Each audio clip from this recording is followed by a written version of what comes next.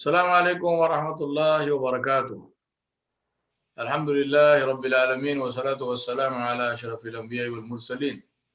Muhammadur Rasulullah sallallahu alayhi wa alihi wa sallam tasliman kathiran kathira. Bismillahir Rahmanir Rahim.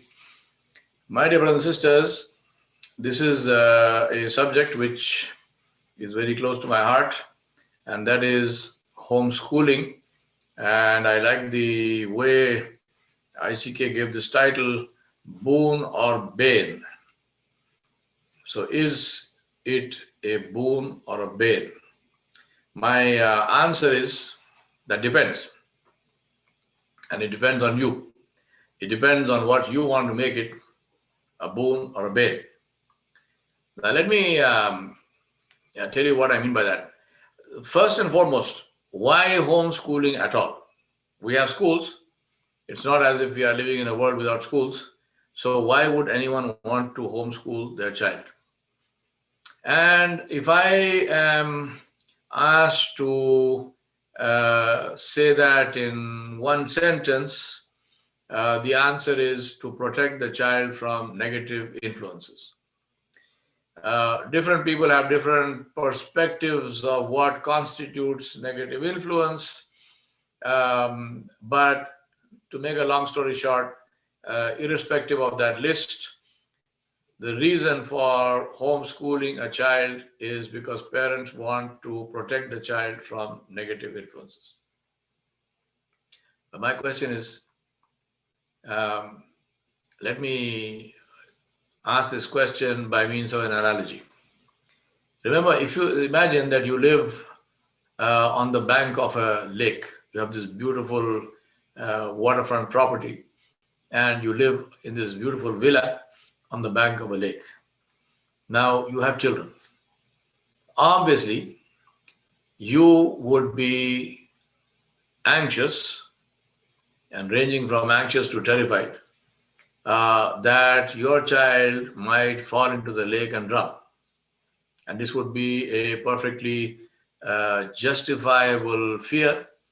Nobody can say that you should not be afraid. Why are you afraid? No, it is natural. So what would you do?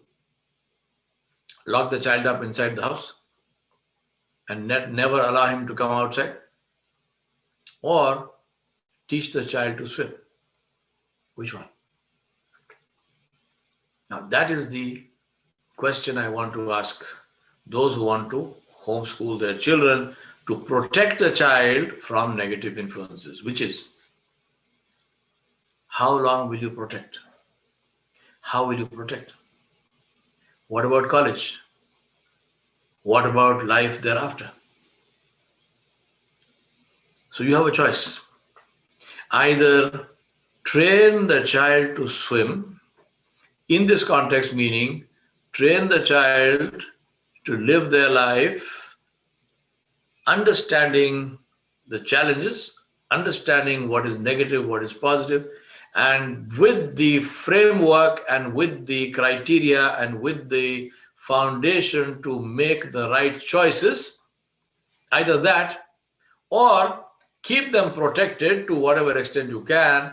And then when you let them loose, it is like taking your child, keeping your child inside the house the whole time, and then one day taking your child in a boat into the middle of the lake and throwing him in.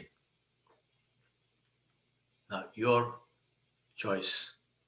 What do you want to do? Because the reality is, there is nowhere to hide. That's a fact. There is nowhere to hide. So I say to you that this is a choice that you need to make. It's up to you. So should you homeschool? Is homeschooling a boon or a bane? Depends on you and depends on the choice you make. So should you homeschool at all? Let me ask you another question now. And that is that if you say, well, this is a good example as far as homeschooling is concerned, but schools are bad. Schools are bad. Schools are full of negative influences. And let me tell you, this is something that I will agree with you 100%. And the reason is not only for the negative influences, but the reason is because The problem with schools is that our methodology of schooling, our philosophy of schooling is based on something that happened 260 years ago, 1760 to 1840, and that is the Industrial Revolution.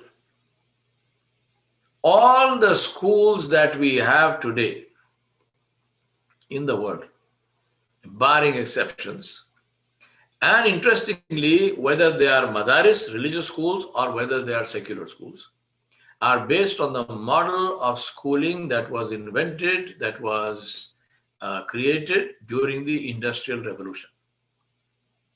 Now, we don't have the time today to go into the history of all of this. Inshallah, if and when there is time, we will do that. But the Industrial Revolution was ostensibly about manufacturing and the change of manufacturing methodology from artisan based individual products which were handmade to creating products on an assembly line system. Ostensibly, the Industrial Revolution was about that, but what that created was changes which came out of those factories and went into your homes and went into your hearts and went into your minds, and they changed the way we think, and they changed the way we deal with each other. They changed the laws of the family. They changed family structure and dynamics. They changed the power structures of society. They literally changed the day and the night. And as I told you, as and when there is time, I will talk to you about all of this in detail. But right now, take my word for it. They changed all those things. And the schools that were created to facilitate and to make it easy for the owners of capital and for the factory owners to achieve their goals and ends. Today, schooling has not failed. It's hugely successful in creating products for a world that no longer exists. This is the problem with our schooling. So I completely agree with you that schools are bad. Now, again, analogy. If I told you that hospitals are bad, and again, that is true. We have predatory hospitals and doctors. Again, illa mashallah, exceptions apart. We have predatory hospitals and doctors. We have so-called corporate hospitals, which are run as a business for a business reason to make profit. They're not run to alleviate the suffering of people. They are run to make profit. And I don't need to explain to you all that happens in corporate hospitals. And many of you, including myself, we have been the victims of medical malpractice. So hospitals are bad. Now, if hospitals are bad, if I say to you that, you know what, hospitals are bad, so therefore, I'm never going to go to a hospital. No matter what I need, I'm never going to go see a doctor. I'm going to cure myself. I'm going to treat myself, not cure myself. I'm going to treat myself. There is Google. There are books. I know English. Those books are in English. Google is in English. So therefore, I'm going to read and I'm going to self-medicate and I'm going to treat myself. This is my solution to the fact that hospitals are bad. What will you tell me? You will tell me that this is not the right solution. Because if a hospital is bad, then the solution is to create good hospitals. If the system is bad, the solution is to change the system. The solution is not to do it yourself. Because no matter what your intention, the fact is that to be able to do it yourself, you need certain resources, you need certain things. And if you don't have those things, and if you don't have those resources, then no matter how good your intention is, you will not be able to succeed. So what must you do? Change the system. Now, what do you need? We'll come to the change the system, and therefore my within quote solution to this issue. But for the moment, let's look at this and say, what do you need if you want to homeschool? Now you need four major things. Number one, you need knowledge of the content. Now imagine, I'm not talking about if you have only one child, then the complexity of the problem is less. But if you have more than one child of school going age, then you are looking at teaching children of different ages, and you are looking at teaching them different things in different ways. So knowledge of content, the entire content of whatever curriculum you're following, whatever syllabus you're following, the knowledge of that content, number one. Number two is your ability to deliver that training, deliver that teaching in an effective way. The two are not the same. The best way to understand this is through in language teaching, for example. You might be fluent in a particular language, but because you are not a trained language teacher, you will not be able to teach somebody that language. Although you speak it perfectly, you write it perfectly, your communication is perfect, but you are not a trained teacher, so you cannot teach that language to somebody effectively. Same thing, same analogy applies for everything. So, knowledge of the content, ability to deliver that content effectively. Then knowledge of child psychology. Now, this is another big one. Now, many parents say, well, I know my child. Well, please, I respectfully disagree with you. You know, one of the things that a lot of parents, and may Allah subhanahu wa ta'ala protect you from that, and one of the things that a lot of parents, if not almost all parents, suddenly discover is that my child is a druggie, my child is an addict, my child has gone off into some tangent where this child now is doing things which are illegal. Guess who's the last one to come to know that? The parents. In almost all cases, parents don't know their children. Much less today in this world where the child lives inside of this. And this is what you give the child. So the point I'm making is that knowledge of child psychology, knowing your child and knowing child psychology are two different things. So knowledge of content of what you're teaching, ability to deliver that content effectively, knowledge of child psychology. And then number four is all the resources and tools that are required. And that depends country to country, depends where you're teaching and what you're doing, can be something which is extensive and very expensive. And all of this, the foundation of it is total time and dedication of at least one parent with significant contribution of time and resources from the other parent. Right? It's not school. All of us were used to taking the child to school, dropping the child off, and for the next 6 to 8 hours, you are free to do whatever you like. There's somebody taking care of the child in the school, and that is the teacher. In homeschooling, you are still the parent, you are still cooking the food, you are still cleaning the house if you don't have servants, you are still going out to the market to buy whatever you need to buy, you are still doing all the stuff that you normally do as a parent or as a individual, plus now you have to dedicate 100% of your time, whatever that means, because all of the stuff is also taking your time, to the education of your child. This is what you need. Now, therefore, what must you do to decide on should you homeschool or not? Is to assess yourself. Is to assess yourself and say, what is the skill gap? I need knowledge of content. What is that? How much? Today, what do I know? What is the skill gap? I need to learn how to deliver content effectively. Where am I now? Where do I need to be? I need knowledge of child psychology, which means that I have to study it myself. Where am I now? Where do I need to be? Resources and tools are easier because it's a matter of buying the stuff, so you can buy the stuff. But the other thing, and then of course your day and the way your day is structured and the whole issue of time involvement. Where am I now? Where do I need to be? What is this skill gap? If it looks like the Gulf of Mexico, run like hell.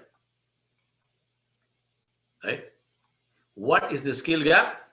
What will it take for you to fill it? And can you do it in time? We are not talking about you preparing to teach your grandchildren. We are talking about you preparing to teach your child who is there.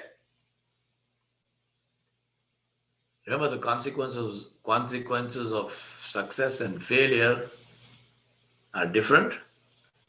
They can be beautiful or very painful. And both of them are permanent. The biggest challenge of homeschooling is to hook and retain the interest of your child day after day after day after day after day. And that's why to opt out and say I am not homeschooling is a legitimate, valid, and very often the wisest choice. In homeschooling, the parent is completely responsible for choosing and creating the syllabus and curriculum, for delivering it, for monitoring learning, for testing, and for doing everything else that is required to ensure that this child is properly educated. Now we come to the other option we have. This other option suddenly came to our attention really thanks to COVID. Almost 1 year ago, we didn't have this other option. We never used it. And that is remote teaching. Now, the difference between homeschooling and remote teaching, and of course, many of you know all this, I'm just saying it for those who don't know. The difference between homeschooling and remote teaching, in homeschooling, the parent has to create everything. In remote teaching, effectively, you are bringing the school into your home. So the teacher is still the teacher, the school teacher. The curriculum, syllabus, everything is provided by the school. And the teacher teaches your child while your child is sitting at home and the teacher is sitting somewhere else. Now, what are the pros and cons of remote teaching? The pros, the benefits, the upside. Number one, ready-made curriculum. So you're not on the spot as a parent to create everything. Number two, trained teachers. Now, take that with a handful of salt, because as I told you, 1 year ago, there weren't any. And frankly, a lot of teachers who are teaching remotely are doing their best, but a lot of them are scrambling. There are a lot of them who are taking textbooks and converting them into PowerPoint slides, and they are teaching. All power to them for their effort, but how effective they are is a different story, and we'll come to that in a minute, because you are involved in that part of the story. But to take the word for it, I mean, these are teachers who are dedicated to teaching, so they are trained teachers. Number three, customized material. Again, handful of salt, because not all schools have the same quality of customized material. Some schools are doing a far better job than others, but to the extent possible, customized material, meaning the material is customized to being taught remotely. Now, obviously, if you are homeschooling, you don't have to customize material to teach remotely because you are physically there, the child is there. But in remote teaching, this comes. Then, of course, because you are following a set syllabus, whether it's a state syllabus or whatever the syllabus is, There's structured learning and testing and so on. There's measurement of progress, and also the results of this thing over time it's something which is valid for further education. So these are the pros. These are the upsides of remote teaching. Now let's look at the downside of it. The first and biggest downside of remote teaching is the number of hours that your child gets to spend in front of a TV screen, in front of a computer screen. So the toxicity of long screen times. Number two, keeping the child's attention. This is what every single remote teacher, and before this webinar, I spoke to many of them. I have many friends who are remote teachers. Every single one of them said to me the same thing, which is the biggest challenge is keeping the attention of the child. Because the children are masters at this, they will turn the camera to give the teacher a beautiful view of the ceiling. And the teacher keeps saying, please adjust the camera, and the child keeps on fiddling with it. And all of this time is going. In some cases, they simply disconnect. And if you ask them, they say, well, my Wi-Fi was bad. It got disconnected. So what you going to do? And one of the most common ones is while the teacher is there and the child might even be sitting in front of the screen, the child is playing games, the child is looking at some other screen on the computer, because this is possible, you know this. I mean, I can be talking to you and I can be looking at something else on my computer and you won't know that.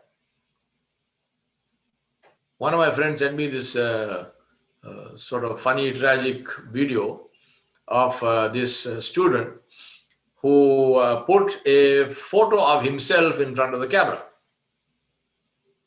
So it appears as if he is sitting in front of the camera and his teacher is teaching. And then this video then shows the teacher himself. So this child is now photo in front of the camera. The child is actually sitting there playing some game. He's not even in front of the camera physically. He's sitting somewhere else on his phone. He's playing some game. And the teacher is teaching. And then it pans to the teacher. And the teacher also, what he has done is that he has a video of his teaching which is pointed at the camera. So it appears as if the teacher himself is teaching, but the teacher is lying down on the bed and sleeping. So it's a kind of parody. It shows how it can be done. But very clearly, the computer is not geared to do the work of a physical teacher in a classroom. One of my friends who's a teacher, she said to me, if I ask a child a question in class and the child doesn't answer, then the child is there, I'm there, I can ask again, I can reinforce, I can clarify. But in this computer thing, if the child doesn't answer, it doesn't answer. There's nothing I can do to force the child to answer. So keeping the child's attention is a very major challenge which a lot of teachers are facing, if not all, and this results both in teacher and student frustration. They get very frustrated. There are many teachers who have told me very clearly, they say, I'm just doing it because it's a job. I mean, I need the money, I need the salary. I mean, it's up to them. If they want to learn, let them learn. If they want to fail, let them fail. I don't care. I know it sounds bad, but that's the reality. The third thing is teacher and material quality. As I told you, not all teachers are trained to teach remotely. Some teachers are doing a good job, obviously, but not everybody is in that place. And the far big majority is not in that place. As I told you, this thing hasn't even been there long enough. There's not enough research on it. There's not enough methodology on it. So teacher and material quality, again, material quality, converting textbooks to PowerPoint slides, this is, far too often it's being done, but what else to do? Because there is new material has not yet been created. Then another one, which is cyberbullying and things like that, which is, the teacher exhaustion. Teachers just get tired of this, as I told you. And another very important thing was, one of my friends said to me, I have 4 children and each one has to have a laptop. So now I've got to buy 4 laptops. In some cases, the school gives it. Most cases, you have to, fund it yourself. So high cost. And then what we began with, which is toxicity of long screen time, also results in skeletal and other health issues. Just sitting in front of the computer on a chair, this is bad for the back, it's bad for the eyes, and so on and so on. However, having said all of this, overall, this is remote teaching is easier than homeschooling because for the parent, I mean, it's because somebody else is doing the work. One absolutely critical thing for this, which is whether it's remote teaching or whether it is homeschooling, is parental attention and supervision. My brothers and sisters, there is no substitute for that. Absolutely no substitute for parental attention and supervision. Because if you think that you can stick your child in front of a Zoom screen and disappear and everything is going to be fine with the world, believe me, that is a fantasy. That is a fantasy. You have to be there in the room with the child when this whole thing is going on. No matter what else. You have to ensure that your child is engaged. You have to ensure that the child is learning. You have to ensure that the child is not doing something else. And remember, we are not just being hard and tough on the children because it is difficult. It is very, very tough to sit in front of a computer screen and talk to a picture of whoever it is. It is very difficult. I mean, I have done it. I'm currently doing it in a course which I'm taking. And believe me, I am taking the course because I know it's good for me, but I would be very happy not to do it. So, parental supervision when the child is studying is absolutely critical. That means your time. So therefore, we come back to the original question. Should you or shouldn't you? And if you think I'm going to give you the answer, think again. Because I'm not.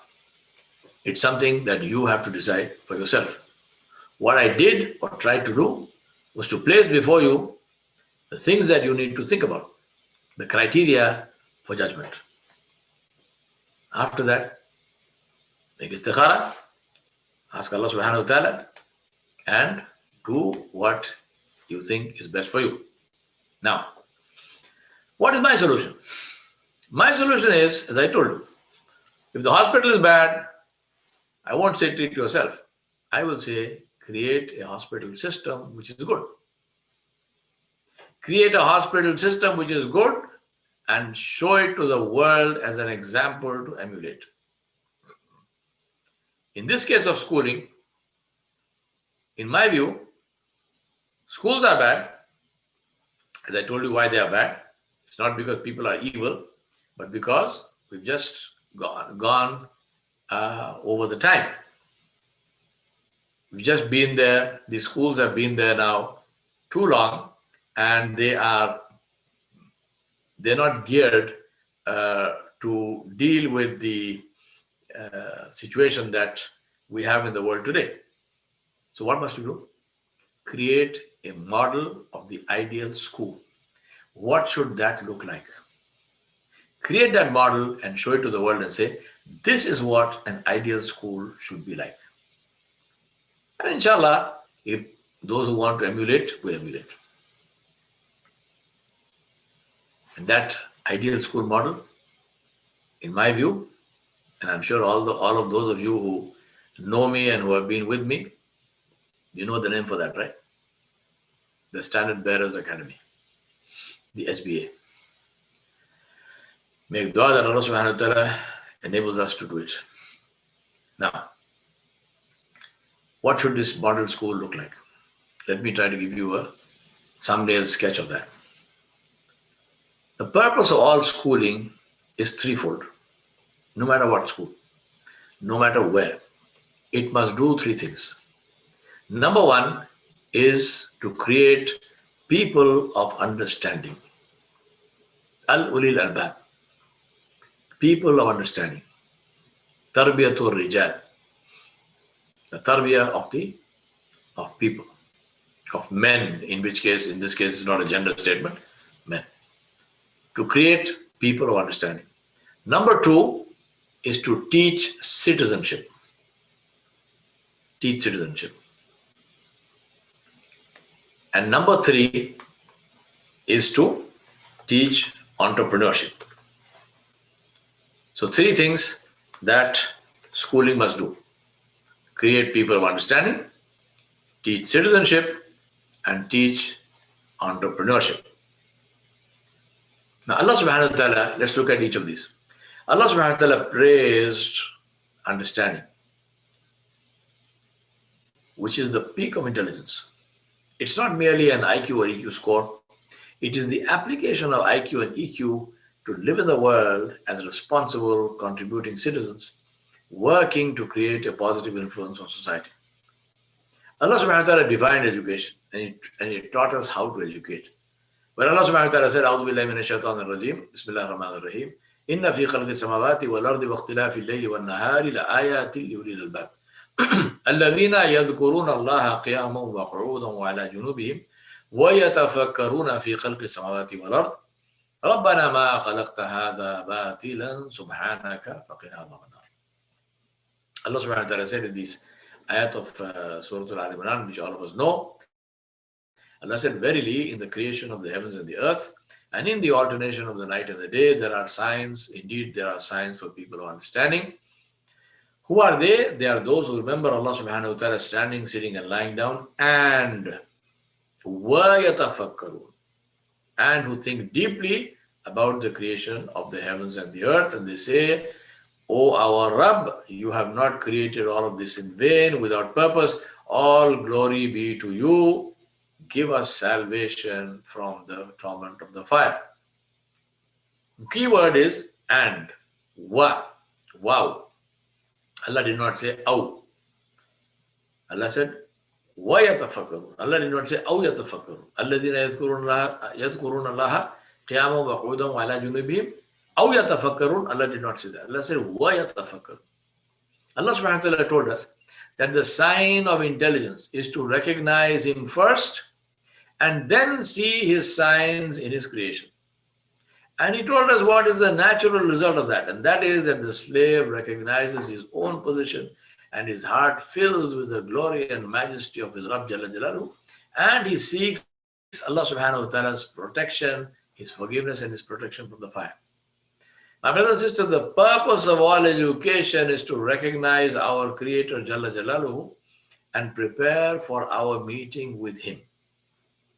And that is why I created a system called integrated teaching, which is designed to integrate Islam and science.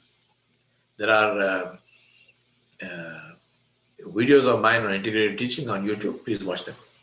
Now, integrated teaching consists of working with projects, learning individual subjects through the project. For example, we take a project called mountains. Now, are you ready to see what this project in our classroom looks like? Let me explain to you. In a typical classroom, there is more than one teacher. There is high-speed networking, abundant technology, there is space and material to make models, arrangements to collaborate with classrooms across the world, with subject experts across the world, with astronauts on the International Space Station. The classroom has smart boards, filming and projection facilities, art material. In this case, because we are working with mountains, rock and soil specimens and samples, and a physical and digital library.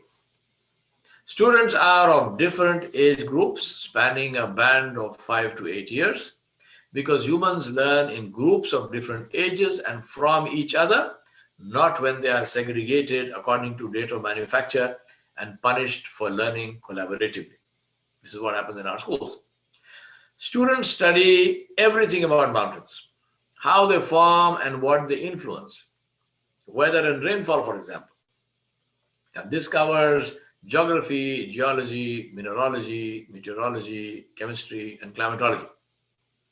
They study who live on and in those mountains, which covers biology, sociology, anthropology, ecology, botany, entomology, the construction and the organization of societies. Then they study how to measure the height of a mountain without any instrument, how to estimate the weight of a mountain, how mountains affected trade and wars and the history of nations. This covers math and physics and commerce and history. Then they study map making, orienteering, mountaineering, rock climbing, trekking, and high altitude survival skills and camping. All of these are part of this course and its teaching methodology. Students go on field trips in which they study the flora and fauna of mountains and how they change with altitude. They research and they conduct experiments and they take photos and videos and they compare results globally. They document and they publish. They invent tools and they solve problems. They use technology to access knowledge and to collaborate globally. In each of these areas, they also study appropriate ayat of the Quran, ahadith of Rasulullah, relevant rulings of fiqh as may be applicable, stories from Islamic history and current affairs, and the usul of all of these, all to help them to see the signs of Allah subhanahu wa ta'ala in His creation and to understand the relationship between Islam and science and bring alive the relevance of Islam in our lives. There are no exams as we know them. However, assessment of learning and teaching effectiveness is done at every stage of the project. Students make presentations about their learning, they write logs, they make films, dramas, paint, and publish books. They run a daily newspaper of their learnings, digitally published and shared school-wide. Teachers assess the learning of each student throughout the year through this process, focusing on real understanding and application of knowledge, not on regurgitating undigested information in a specific period of time because teachers are too scared or lazy to test understanding. I can go on, but I won't. My question to you is, does this excite you? Do you want to go back to school? Do you want to go to this school? Number two, three things that I told you. People of understanding, citizenship, entrepreneurship. We looked at people of understanding, how to create people of understanding. Now let's look at the second one, citizenship. Citizenship is learned by practice. Citizenship is the way in which we relate with each other in society, in the world. In my model, students run the school. The school is for the students, so why should anybody else run that? Students run the school. They elect a students' council, of which teachers are advisory members. The school is for the students, and as I said, so they must run it. The student council ensures that all the requirements of education are fully met, but does it in a way that has the participation and active commitment of all concerned, students and teachers, in all decision making. The Students' Council, now hold your breath. The Students' Council is responsible for recruitment and annual performance assessment of teachers. Teacher and student exchange programs are the responsibility of the Students' Council, as is ongoing teacher training, parent-student-teacher interaction, all timetables, infrastructure, housing, housekeeping, security and safety, health, hygiene, sports activities, sports and activity clubs, external interface, and collaboration. Everything is the responsibility of the Student Council. Governance, the way this council is elected and run, is according to a democratic system that students devise, which may or may not be modeled on the system in practice in the country, but which students, after due process, deem to be the most fitting to their situation. This system is enshrined in a constitution, which is the frame of reference for the Students' Council. The Student Council's overall mandate is to achieve the goals of the school while managing the expectations of all constituents ethically, morally, and legally. The idea of all this is to give students hands-on experience of running larger constitutions in society. This is about training future local, national, and global leaders at all levels. An essential tool for the Students' Council, which they own and run, is a media platform in all its forms: print, video, messaging, audio. A media platform which practices freedom of expression within the framework of truthful, clean, principled, responsible journalism. Think daily newspaper, TV shows, podcasts, YouTube Live, videos, websites, portals, internet based messaging, surveys, elections, dealing with opposition, disagreement while maintaining mutual respect, disagreeing while maintaining mutual respect, and using dissent as a means of achieving greater collaboration and greater cohesion. The possibilities are endless, and so is the need. The Student Council's mandate is to care for the community as well as members of the school, because citizenship is about partnering with other citizens for the welfare of everyone. For example, students participate with the state in relevant and appropriate activities. I know of a school, and I visited that in Scotland, in Elgin, called Gordonstoun, which has a functional fire service with 2 fire engines that takes care of emergencies in the town. The only adults in that fire station, fire service, are the 2 drivers. All members of the crew are students. They also have in Gordonstoun an 80-foot sailing yacht, a ketch, called the Ocean Spirit of Moray, in which they participate in the tall ships races in European waters, which last for a month. Everyone on that ship is a student, including the captain. There's only 1 adult seaman in case of emergencies. Imagine the experience of sailing on a ship on the high seas with an 18-year-old in command. Leadership is a contact sport. You learn by doing, not about talking about doing. Now, for those who are thinking, when do the students study? The answer is all the time. This is education, real education, which makes graduates powerful, productive, responsible citizens of the nation. Incidentally, for you, 3 generations of British royalty went to Gordonstoun. Number 3 is entrepreneurship. We come to the final piece of the collage, which inshallah makes up the picture. Entrepreneurship is the key to poverty eradication and to correcting income disparity. Income disparity, poverty is the biggest cancer of our society. It is destroying us, and it will completely destroy us unless we deal with it. And the way to do that is to create that awareness and know-how in our schools. To give you an idea about income disparity, as we speak, the median annual income in the United States for a white family is $188,000, and that is figures for 2021. Median annual income in the US for a white family is $188,000. For a Hispanic family, it is $36,000, and for a black family, it is $24,000. 188 versus 24.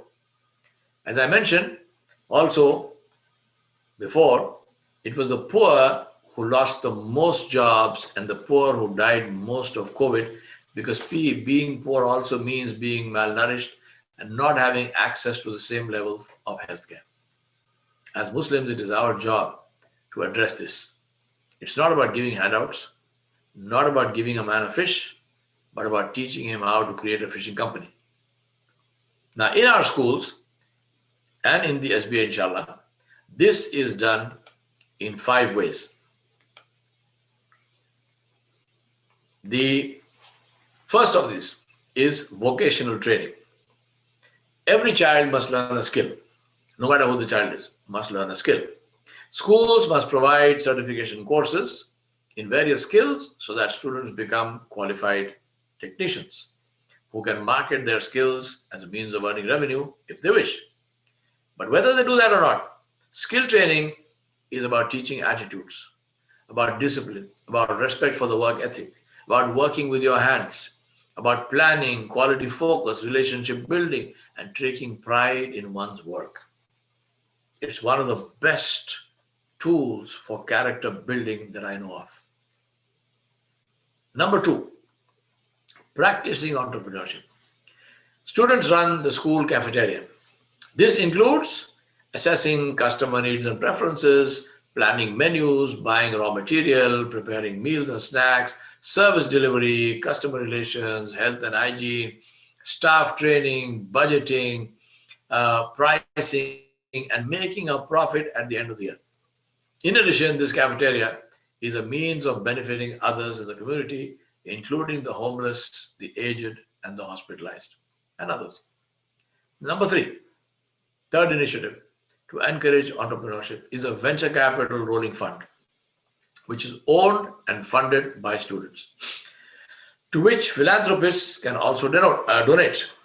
This fund vets all new business ideas and provides either interest-free loans or acquires a stake in the business.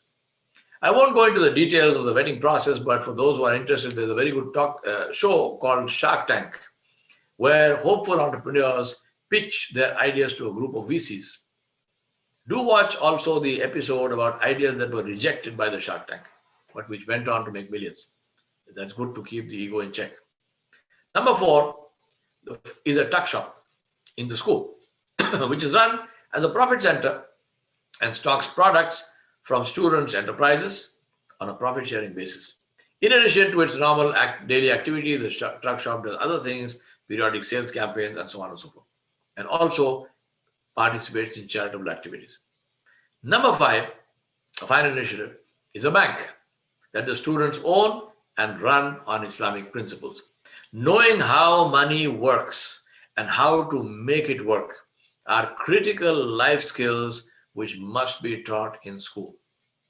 In conclusion, I reiterate that schools must become the training ground for real life by providing education that is practical, rooted in reality, highly responsive to societal needs, and which develops the faculties and skills of the student. We must raise highly competent individuals who are firmly rooted in a foundation of truth, which is modeled on the blessed sunnah of Rasulullah sallallahu alaihi wasallam. This is eminently doable and highly effective when done completely and properly. I want to end with that, and I want to open the floor for any questions and so on that you might have. Jazakumullahu khairan for this opportunity to talk to you, and inshallah we will take the questions from this. Wassalamu alaikum wa rahmatullahi wa barakatuh. Wa alaikum assalam, Sheikh.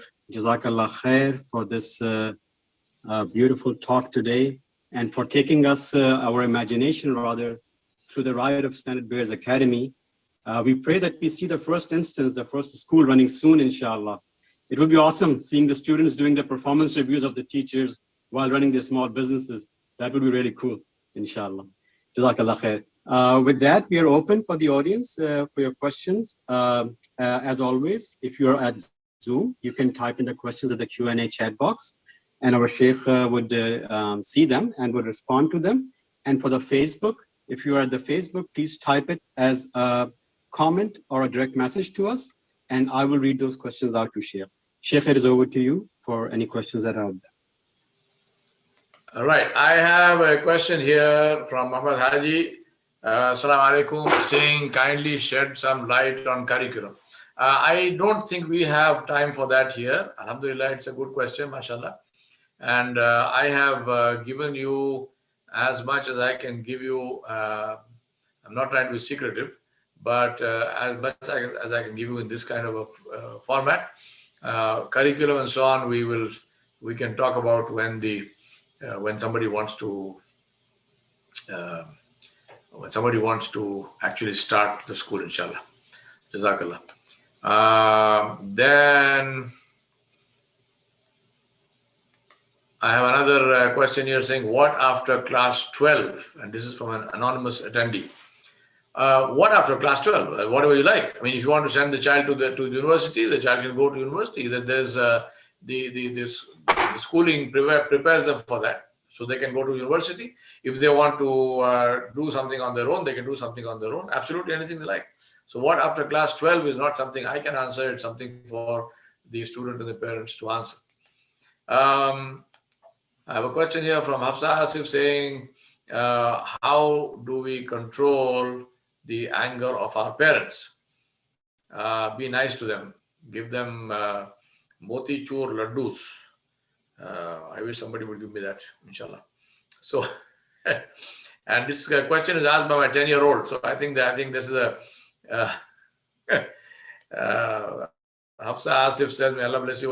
My 10-year-old asked me, so you should tell him how to control your anger, because he's talking about you, inshallah. Anger doesn't serve any purpose, or rather, if I may say so, it's the way it's expressed. Anger is a natural emotion like anything else, but the way it's expressed, again, the best example is that of Rasulullah Sallallahu Alaihi Wasallam. Did he get angry? Yes, of course he got angry. There are many ahadiths which show that he got angry to the extent where his blessed face became red with anger. But what did he do? How did he express that anger? So think about that, and inshallah, the problem will be solved. Then there is a question: what is the most that a school can do for the welfare of students online? What a school can do most for the welfare of students online is to take the trouble to create a curriculum which is designed for online teaching, number one. Number two, interact and be and talk to parents and ensure that those parents take an active role in the education of the child. It cannot be done one-sidedly. It cannot be done by the teachers alone. Parents have to participate. As I said, parents have to take the time to go and sit in the same class as the child. Muhammad Sajid, can you recommend books on the subject of child psychology? Yes and no. Yes, I can. No, not here.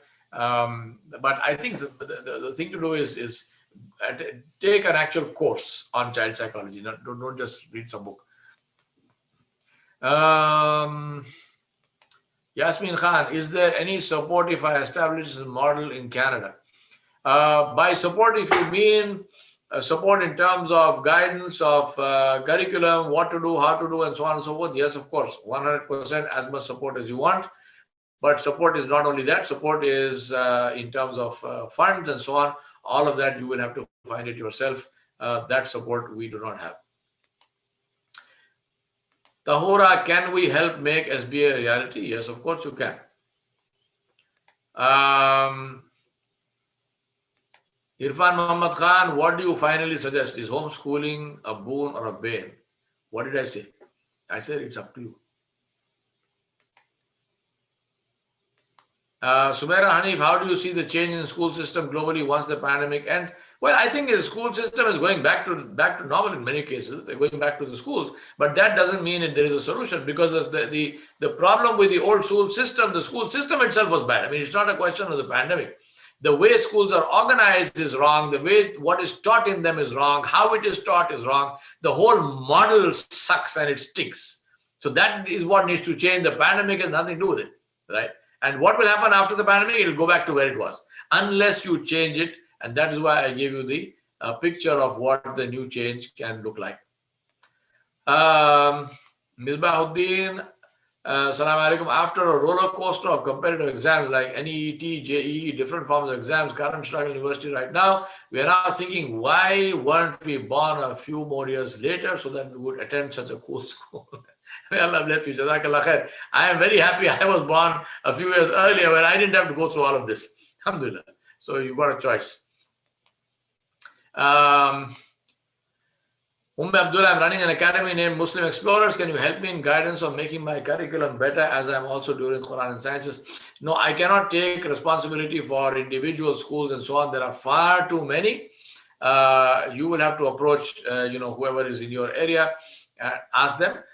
Whatever I have is available on the internet, including, for example, a seminar like this. You can take from this whatever is of benefit to you. I simply do not have the resources or the time to attend to individual people who ask me this question. May Allah bless you. May Allah help you in every way possible. But I'm just telling you what is I'm limited by that. Jazakallah. Akram, can the madaris be modified to follow the method you emphasize? Can they be? Of course. Should they be? Absolutely. Of course, of course, of course. Will they be? That depends on those who run the madaris. As simple as that. Asif Nagina, how to get admitted to SBA? Well, first let the SBA start, then we'll tell you how to get admitted to the SBA. Abdullah, can we get your books in Pakistan? You can get my books anywhere in the world. They are on Amazon, and that's global. So wherever you live, just order them on Amazon and you can get it. Almost, I think all the Islamic books are probably free as far as I know. The other books have got some cost on it, but you can get them anywhere you like. All right. So I have I've answered all the questions. Alhamdulillah. Yes, Sheikh, Jazakallah khair. MashaAllah, you answered 16 of them, and we are right on time. So Jazakallah khair for your time. We really value your time a lot over here in Kuwait. You're with us whenever we need you. So Jazakallah khair for that. And inshallah, we would have another sitting with you in the coming days. There's one more question. I don't know. Oh, it's just a Jazakallah khair from the sister. With that, I think Jazakallah, this Abdullah, Jazakallah for the whole team. Jazakallah khair. Thank you so much for yours. Allah barik fiik, Sheikh, and inshallah we will see you again. And thank you for the audience as well. We'll see you the next time, inshallah. Jazakallah khair. Assalamu alaikum wa rahmatullah. Wa alaikum assalam wa rahmatullahi wa barakatuh.